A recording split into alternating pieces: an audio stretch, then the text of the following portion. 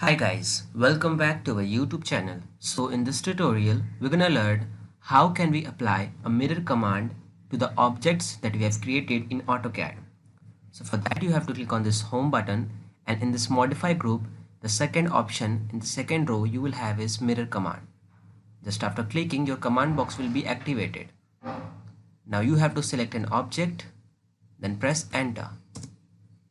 And then you have to specify the first point of your mirror line. Let's suppose this is the first point, and if you want to mirror it this side, then your second point should be somewhere around here. If you want to create the mirror in the top side, upper side, then you should be taking this side as a second point.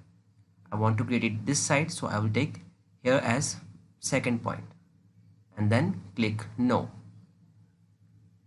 Similarly, you can do this here with this gradient field of object.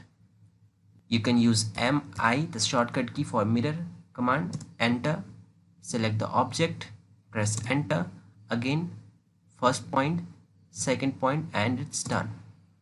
Guys, this applies with the same 3D objects also. So that's all for today. Thank you. If you really like the content, then please like the video and click subscribe to see more videos like this. And don't forget to share this video with others. You can find the link to complete basics to advanced Excel tutorial in the description below, or you can visit mahagurus.com to see lots of other software courses. Thank you.